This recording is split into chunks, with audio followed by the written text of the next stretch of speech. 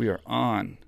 Welcome back to the Real Quick with Mike Swick podcast. Today's guest is Shane Burgos, Hurricane Shane Burgos. He's on a 3-fight win streak in the UFC. He's 6-1 in the UFC, 13-1 overall. He's a rising star in the featherweight division. He's ranked number 10 right now. He's fighting the number 8th ranked fighter, Josh Emmett, on June 20th at the Apex. So let's talk to him. All right, Shane Burgos, welcome to the show. Thanks for having me, man. I appreciate it. No worries, man. And it looks like you got a big fight coming up with Josh Emmett on June 20th. Is that right? Yep, 3.5 weeks. Yeah. So I want to ask you about your training for that fight and like how is that with quarantine and finding training partners and getting ready? And then also, are you looking forward to fighting in the Apex? You know, it's going to be a little different scenario. The whole thing's going to be pretty weird with no crowd there. That'll be pretty interesting. I feel like it'll probably feel like a sparring day if I had to assume. But I'm excited to check out the Apex. I was at the PI back in March, literally right before this whole quarantine thing started. I got back March 10th, and lockdown in New York. I'm from New York. Lockdown in New York, I think, started like March 20th. So literally like 10 days after I got back from Vegas. But I basically been in camp since March. Thought I was going to fight in May. So from March till June 20th, it's basically been my entire camp. Actually, before March, I was getting ready in February. So it's been a long training camp. As for training, I didn't really skip a beat. I mean, we had some like secret training sessions that we didn't really tell about or disclose locations, but I've been in shape for a long time now. Yeah. I mean, do you have a good camp and many training partners still, even though it's the whole pandemic and stuff? Yep, 100%. Yep. A lot of the people, like one of my main training partners, Lyman Good, he already had the coronavirus.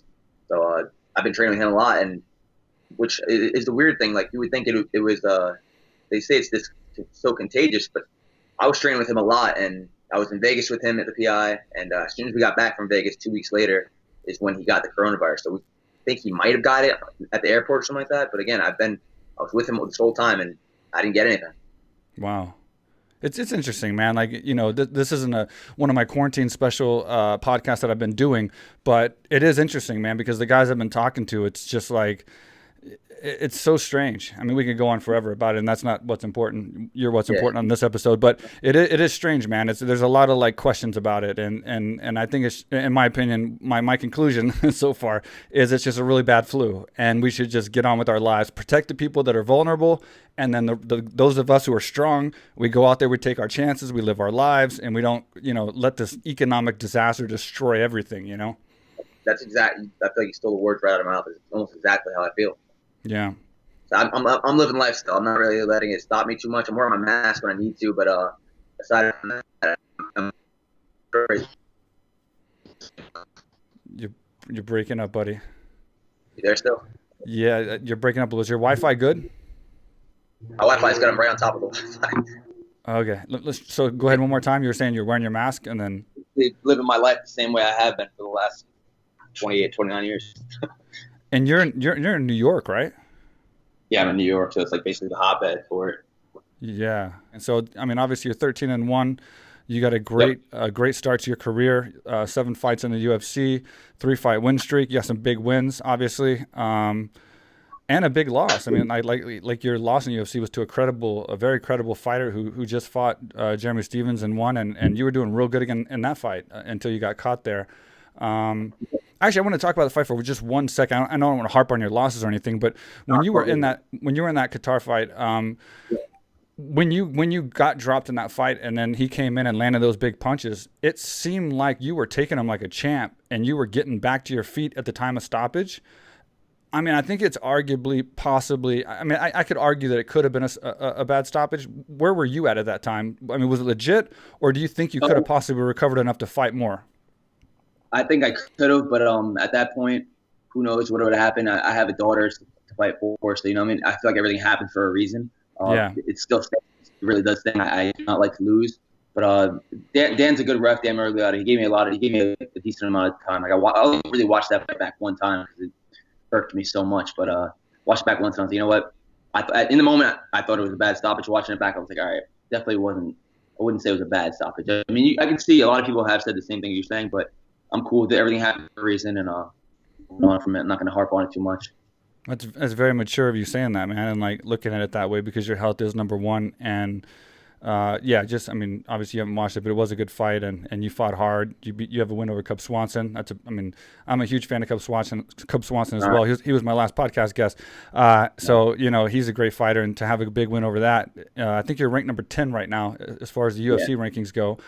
Emmett's number 8, so this could put you right there in the mix, like in a decent position at the top 10. So that's got to be on your mind. 100%. That's exactly what's on my mind, man. I'm trying to make steps towards that title picture. I want to get close in that top 5. Win over Emmett's going to put me right before the top 5, I think, and then another win after that. I feel like title talks within a year. Yeah, and that's what you're going for. You want to be the champ. Yeah, of course. I'm not in this just to be in this, like just to be on TV and shit. I could care less about that. I want to be financially set for life. Like I said before, I have a family, I have a daughter. I want to make sure they're set. I don't have to worry about them ever going hungry, and it's legacy for me. I want that fucking belt. Yeah, where did this start for you? Where did you get into martial arts? At what point in your life were you like, I'm gonna start training in martial arts? And then at what point did you say, okay, I'm gonna try to do this as a career? I saw it on TV back in like sixth or seventh grade, an episode of like UFC Unleashed, and I was like, I've heard of UFC, but I didn't know what the hell it was. And I saw Matt Hughes slam Carlos Newton. I probably told the story like a million times. I saw Carlos Newton get slammed by Matt Hughes, and Matt Hughes won the belt from that. And I was like, what the fuck is this? You can slam somebody and win belts, and there's no rules. Like, this is crazy. After that, I instantly became addicted to it. And that was literally right after the Ultimate Fighter Season 1 came out. And that's when I just started watching. So it's funny because I'm talking to you, and I'm like, I've been watching you for so long. Oh, cool. Yeah, and I saw all the UFC Unleashed episodes with you. It's pretty funny, coming full circle. But anyways, so fast forward to 9th grade, I've been watching UFC for about 2 years, 3 years, but a diehard fan, like love at first sight as soon as I saw my first fight. Fast forward to 9th grade, end of 9th grade, my couple of my friends from high school found a local gym that teaches Jiu-Jitsu and kickboxing. So we were like, yeah, let's go do it. Signed up for the month trial. And didn't miss one class for that entire month. It was again love at first sight. From the moment I stepped on the mat, I was like, damn, this is not even fun. Like, I love this. This is weird. And at 15 years old, I was like, man, I think I found my passion. To be able to say I found that's at such a young age, I was like, I got to keep pursuing this. So Jiu-Jitsu was your first martial art? Yeah, it was a Tiger Schulman's gym that I found, and I've been with the same team ever since. And I was like, Tiger Schulman's, I thought that was like a karate gym. And I was like, no, they teach jiu-jitsu and kickboxing. I was like, all right, cool. So I did the jiu-jitsu class, and I was like, dude, this is fucking fun, man. My first couple fights too, like my second amateur fight, I jumped guard. Like, I used to be a straight up grappler. Yeah. And then so you were in jiu-jitsu, and then at what point did you? Because I know you had a lot of amateur fights. It looks like I looked at your record, and down at the, you have a nice record, and then you get to the bottom, and it's like all these amateur fights as well. So when did you start getting the itch to actually fight from just doing jiu-jitsu and actually throwing punches and competing that way? Well, I was training both. I was training jiu-jitsu and I was training kickboxing, but I was just so much more comfortable with jiu-jitsu. I was doing Naga tournaments all over the country. I would travel all over the country to do those. And I was like, this is just too much fun. I got to try some kickboxing tournaments. Eventually did some kickboxing tournaments. But I knew, I was like, I want to do MMA. I need to do MMA. Yeah. And so then you just you started fighting amateur, and then you turned pro. And then what was the one thing that got you in the UFC? Like, did you get scouted, or did you like somehow send tapes in, or just know somebody, or what, do you remember that moment? Yeah, of course. That was only a little bit over 3.5 years ago, and so my wife and I got pregnant with our daughter in like June of 2016, and she was due February 2017. So I'm getting ready for a fight October 31st, Halloween. The biggest fight to date for myself. It was for the CFFC Featherweight title, and I was gonna get a nice big paycheck for a local show. Like this, you don't really get a lot of money for these local shows. So I was gonna get almost like $8 or $9 grand. I live in a 1-bedroom apartment. Not a lot of money in my bank account. I'm like, wow, $8, $9 grand. I can't wait to cash in on this paycheck. 1 week before the fight falls out. My opponent gets sick. They keep looking for opponents up until Thursday, right before the weigh-ins. Nobody gets cleared. So I'm literally devastated. And I was really looking forward to that payday. I needed that payday. That fell through. Crushed. Literally, I remember crying in the kitchen, just literally crying. I couldn't believe it. Stayed the course. Got back to training next week. A week after that, this is 2 weeks after the fight, somebody pops in USADA. Somebody gets popped in my weight class. And the card just so happens to be in Albany. I'm from New York, and Albany is only about an hour and 15 minutes away. So I'm like, dude, this is my weight class. I just went through an entire camp.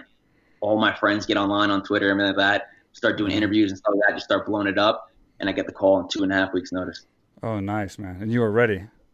Yeah, and I was ready, exactly. And then on top of that, like I was expecting to make like $8,000 for that little local show, and I made it to the UFC and made significantly more. So I was just like, it's funny how it felt kind of like divine intervention. It was like something was pulling me back just to like launch me forward. Yeah, that's how it happens, man. What was the big difference for you when you walked out to the UFC octagon compared to these other shows? Oh, the crowd was fucking electric, man. The crowd is always pretty. I have a huge friend and a family base that all my fights, so it's always crazy. But I think it was the third fight in that card, and it was fucking like it was deafening. Yeah, well, you're gonna have to like forget about that for this next one, because there's not gonna be any. Have you ever fought like with very little to no crowd before? I did one of my amateur fights. I fought in like a gymnasium, and it was at like 3 p.m., which was such a weird time to do a fight, and there was only like I think 50 people in the arena.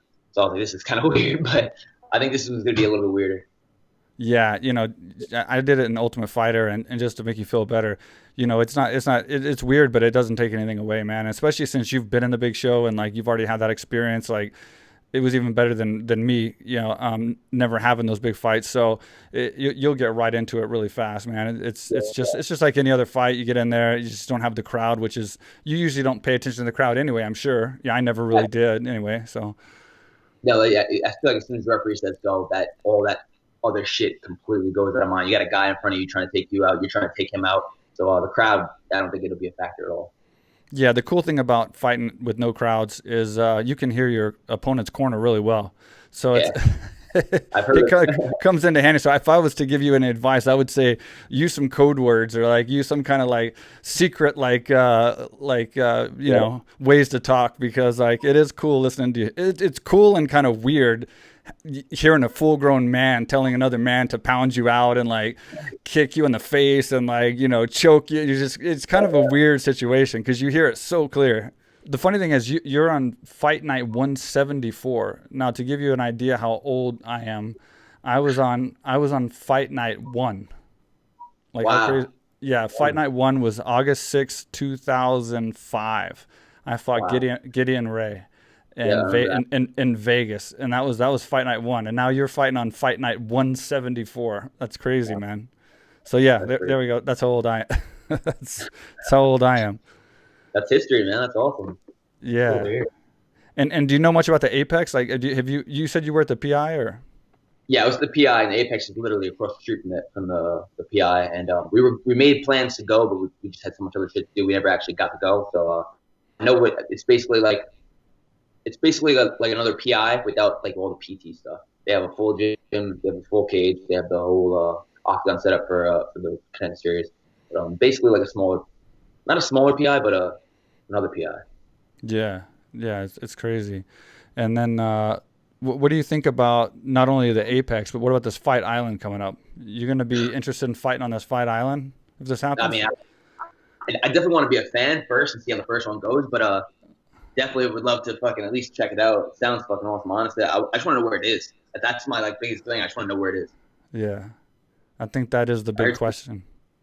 Somebody on Twitter I saw said it was like some European island, which in my mind I'm thinking that it's like a Caribbean island this whole time, and they put it like right off the coast of Wales.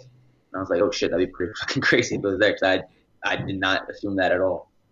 Yeah, it's gonna be nuts, man. I think it's cool even after the coronavirus is over and all this pandemic. I think it's gonna be a cool like just entertainment aspect to it, being that it's like this Fight Island, and it'll be cool to like it'll just add some more show to the event, 100%. It's gonna feel like the old school UFC, like the flashing lights and all like the ramp and the walk down. I feel like it's gonna be one of more just than just fights. It'll be a show. Yeah. So what do you think, going back to Josh real fast? It's a tough opponent, ranked number 8 in the UFC and everything. What are your thoughts on him as an opponent? Like how are you not technically, I guess, preparing, but how do you see that fight going, I guess? Oh, I think he's a solid opponent. You can't knock him. The guy's ranked 8 in the world. I mean, anybody, if you look at the top 15, everybody in the top 15 they're legit. I think my division is put my bias aside, I think my division is the most stacked when it comes to actual talent in the division. We're the most well-rounded, the most explosive, the fastest, most powerful. Josh brings a lot of power to the table. He likes to stand and bang, which obviously I love to do that too. So I feel like it's gonna be one of those fights that it's just, you can run this fight 100 times. It's not gonna be boring one time. We're only gonna do it one time, and I'm gonna make sure I put a stamp on it this one time. But I'm excited for the fight. Yeah. So when you get ready for, or when you're training for a fight, do you vision winning? Like, do you vision like what goes through your mind when you're training? Like when I used to do so much like cardio, I was doing a ton of cardio at AKA, and so like I would just replay the fight in my head so many times when I was doing like all those long sessions on Airdyne and elliptical, and you know those. What's going through your mind when you're not necessarily sparring or doing something that takes a lot of thought? Are you envisioning the fight and how it can go, or winning and how great that feeling would be, or like where's your mind at during this? As soon as I get a name, it's literally on my mind 24/7, which I try to like keep it on my mind less than that, because it'll just consume you, and it's inevitable. It's impossible for it to not consume you, so it is consuming me, but it always does. But when I'm doing those long cardio sessions and all that stuff, I'm trying not to think about the fight, because I'm thinking about the fight so fucking much that I'm like, let me just think about something else. Focus on my breathing, focus on this, that. I meditate. I just started meditating every morning too, which I actually like that a lot.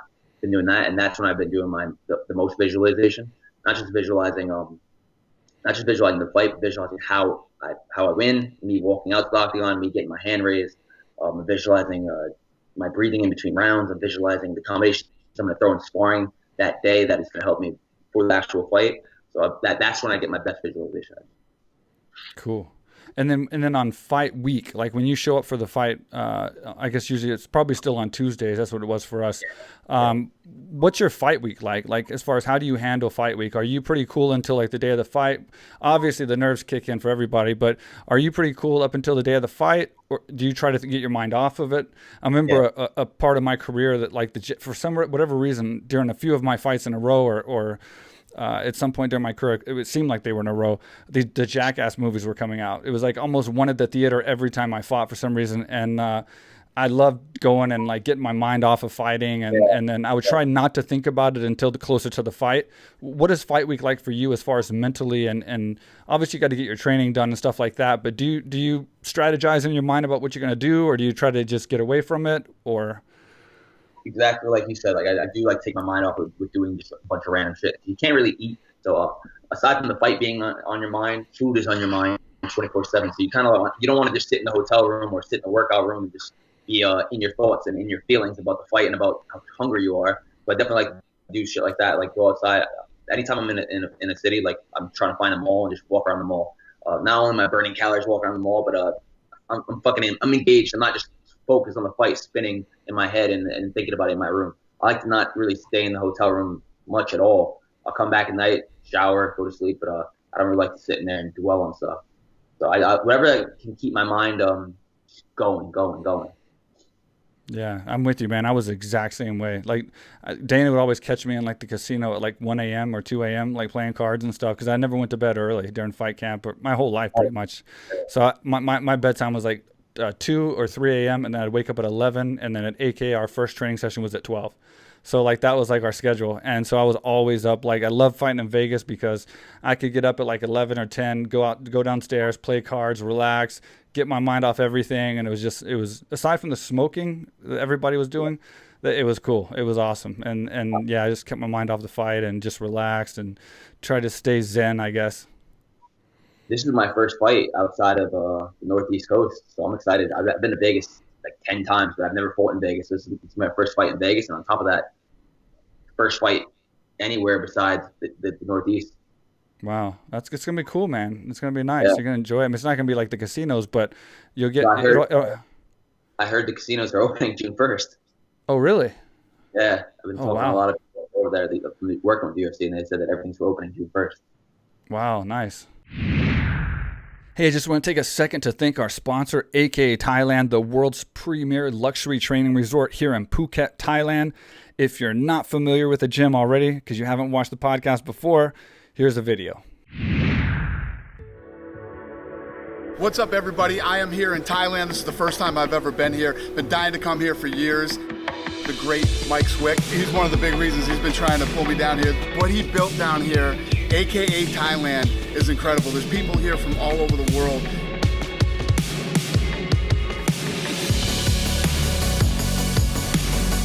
You can train mixed martial arts here, Jiu-Jitsu. They have weightlifting, they have cardio, and obviously they have Muay Thai, boxing, everything.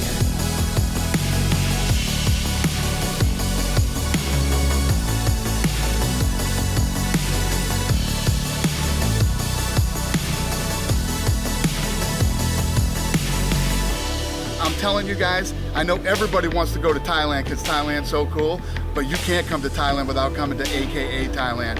Come on.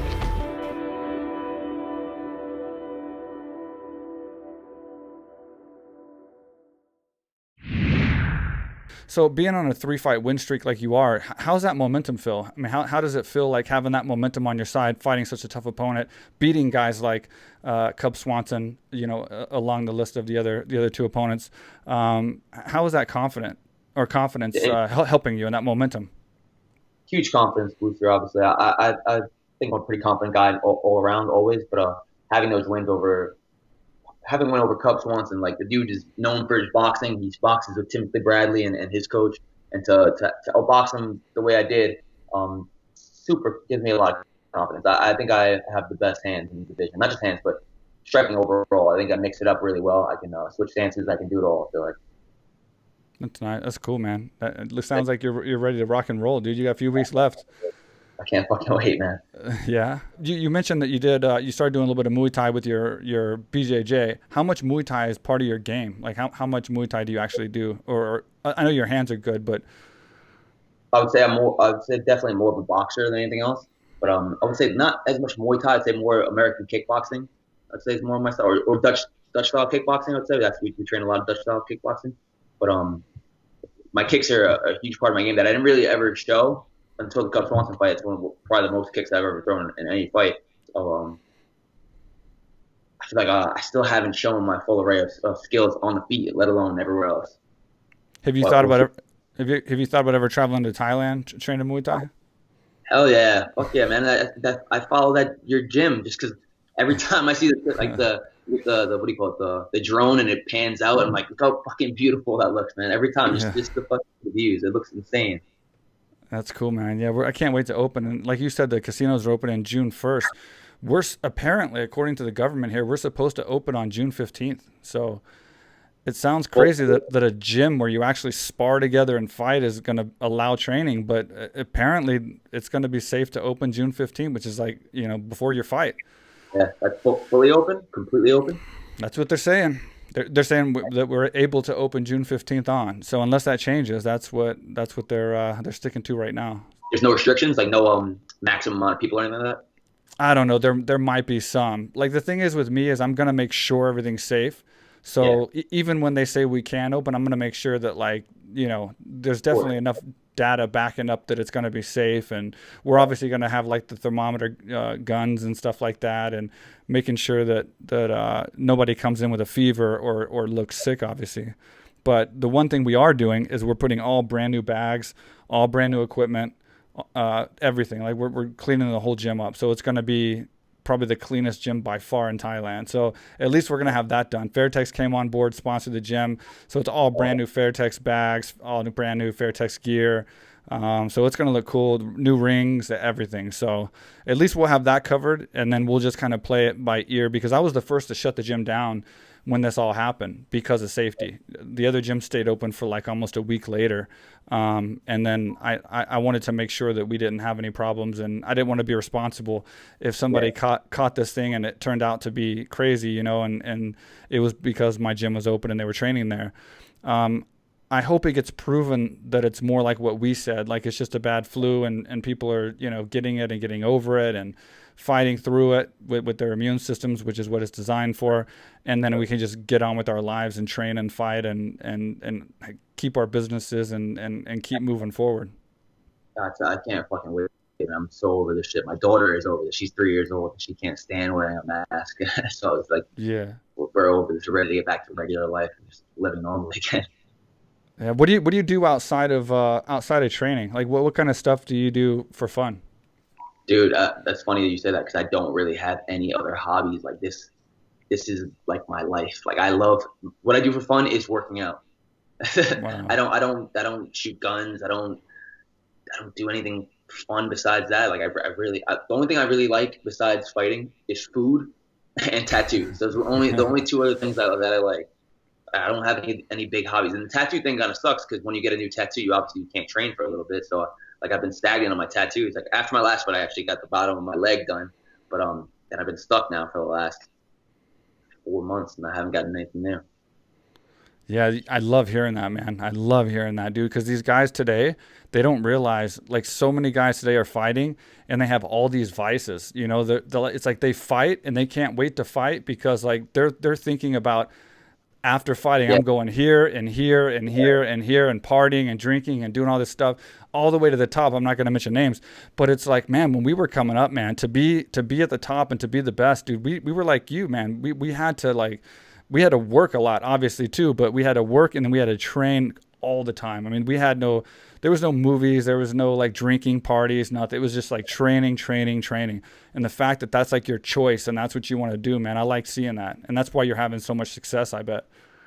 man, my strength and conditioning gym is literally less than a quarter mile down the road from my house. I can literally walk there. So like people ask like what are you excited to do when you're done with the fight? Like I'm excited to go back to the gym and start lifting heavy weights again.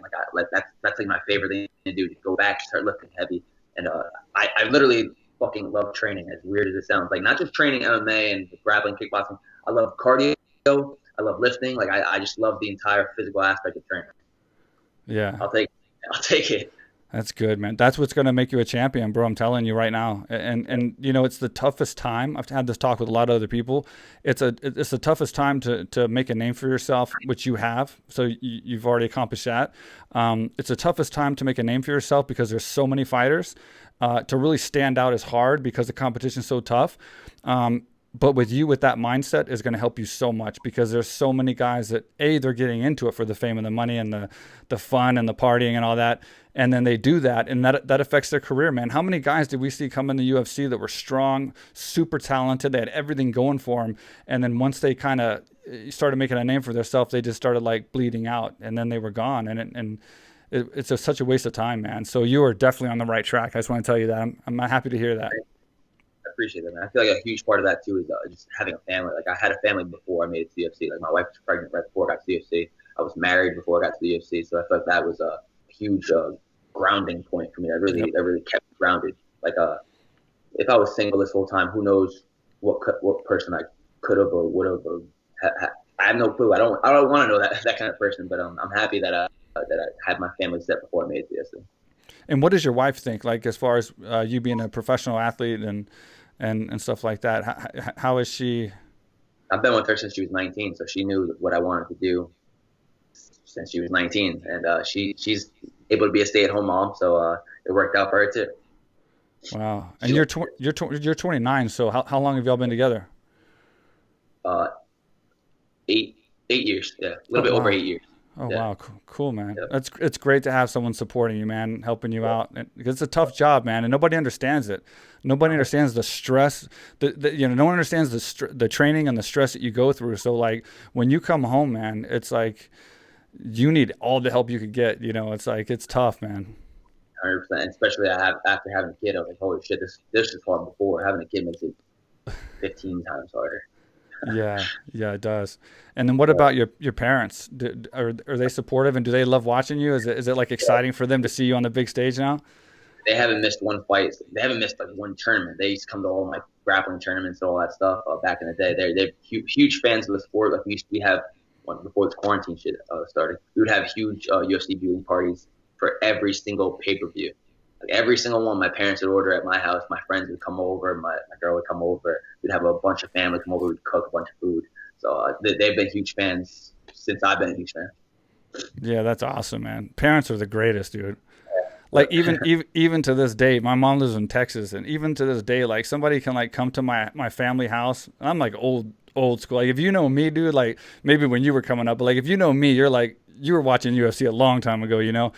And my mom doesn't understand that, like, I'm not a big deal anymore, you know, like it's not that I was a huge deal at the time, but like, I'm definitely not a big deal now. And it's funny because like people will come over to like do repairs at the house. Like they'll come and like do the plumbing or do the electricity or something. And she's like, "You watch that UFC?" And then of course they're like, "Oh yeah, yes ma'am, I do." It's in Texas, And she's like, "Well, my son is Mike Swick," and then she'll like take him into the room and show him all the stuff, and I'm just like, "Oh my god!" Or if we go out to dinner too, she'll tell the waitress, dude, or the waiter. She's like, "That's Mike Swick. That's my son. He fights in the UFC." I'm like, "Mom, relax. I used to fight in the UFC." But they're so proud, man. They're so proud. Yeah. Like if you go to my house, that my mom has like a shrine to me and my brother. It's like a war art tournaments. Like I got two younger brothers too, and they're both black belts as well. It's funny. Cool. They're plastered all over the house. That's awesome, man.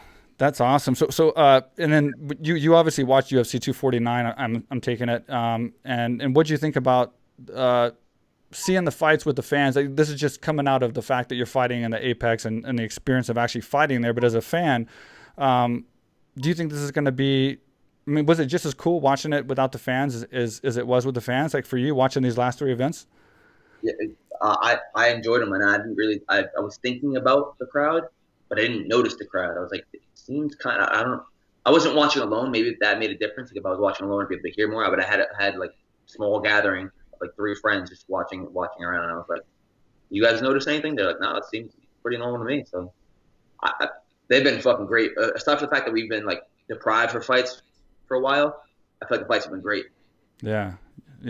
It's awesome for you guys to get this break because like as many fights as there are now and as many fighters as there are, you guys got all the eyes on you when these fights happen. So exactly. It's like you guys are getting all the eyes, all the attention. So it's like you can really make a name for yourself and stand out big time now. So it's a huge opportunity for you guys. My thoughts exactly. Let me ask you, just moving up in a division, I want to just ask your opinion. How do you take first off, what do you think of the Gaethje Ferguson fight? And what do you think about the Gaethje Khabib fight if that happens? How would you break that down? So the Gaethje Ferguson fight was fucking phenomenal. Awesome fight. Flawless game plan by Gaethje. Patience, his low kicks, his punches, he looks phenomenal. Yeah, super impressed with him. His cardio blew me away too. How he looked like he was in fucking shape. Wasn't breathing heavy in the corner. Super impressed with him. Now, how do I think the Khabib fight goes? It's such a different fight because we haven't seen anyone try to wrestle Justin, and we know he has great takedown defense, right? But we haven't seen it. So like you can hear about it, but I need to see it. Like I haven't seen it, and I'm a big Gaethje fan. I want to see that to have a little bit more confidence going in against the Khabib fight, but I can't see Khabib's not been like nobody stops his takedowns, so I just can't see. No offense to Gaethje, but I just can't see him stopping takedowns. Maybe 1 or 2, he gives a poppy shot, but I feel like once Khabib gets a grip on you, like he takes everyone down. Yeah, he's super strong. Khabib is like so strong, man. He's like a heavyweight. It's crazy when he grabs your wrist and grabs your body, you just lose all balance of your body. Like you realize really fast that wherever he wants to put you is where you're gonna go. And I was like a middleweight and a welterweight when I was training with him, and it's just like it's crazy, man. Every time I train with him, I was just like, it is absolutely crazy. He's out there fighting 155-pound guys. Like it should be against the law. It's crazy, man. How long ago was that when you trained with him? A long time, man. He's gotten so much better. It's been a long time. Are you saying he was that strong back then? Now he's definitely got his grown man strength. So imagine how much stronger he is now. Yeah. I mean, we see it. We see it every fight. We see it every fight, man. So, well, look, man. You can't pick against that. Yeah. I mean, he hasn't lost a fight, and he hasn't came close. I mean, he's a beast. He's a beast, man. Yeah. So, man, I know you got a fight coming up, and I don't want to keep too much of your time, but man, thanks so much for being on the podcast. And I've been wanting to bring you on. We follow each other on Instagram, and like I follow all your updates and stuff like that. So, seeing your career, it's cool because I started following you a while back, and like to see you win each and every fight, and you're coming up higher and higher, and now we get to talk. It's really cool, man. And this could be a huge fight for you. It is a huge fight, but this shit is cool for me, man. I was watching you on TV, now I'm sitting here talking to you, and you're telling me you're watching me. So I'm like, this is cool. Hope this is good luck for you, man. Hope you go out there and get a great win. I'll be rooting for you, and then we'll have you back on again. Maybe I'll be on in studio in Thailand one day. You will. I was going to ask you, man. Is there some serious plans possibly in the works of you coming out and training at AKA Thailand?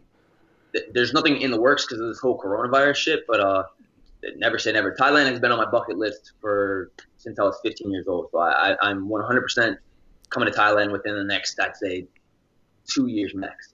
Well, that's in the works, man. There's no time limit on the works, man. You just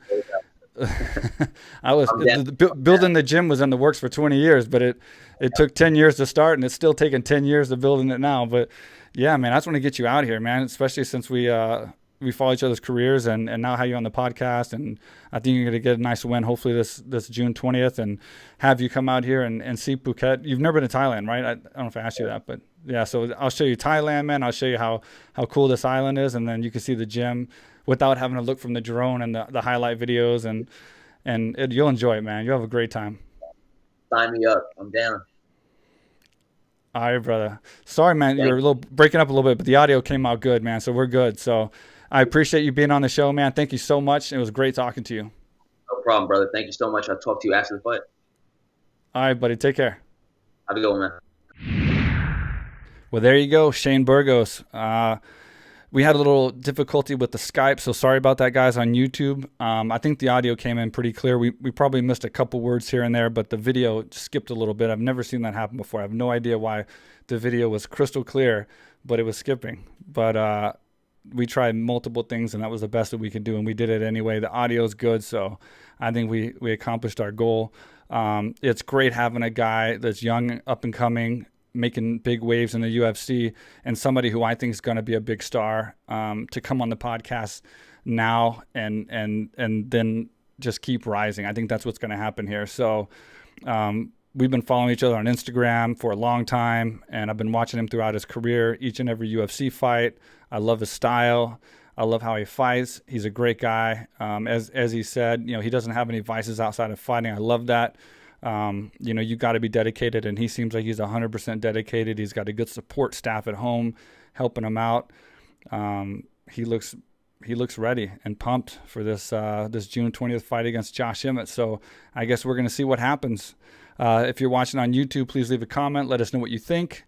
It's still worth watching on YouTube, even when we skip a little bit on these rare Skypes that just don't come in perfect. But leave us a comment, subscribe, let us know what you think. We got some really good guests coming up.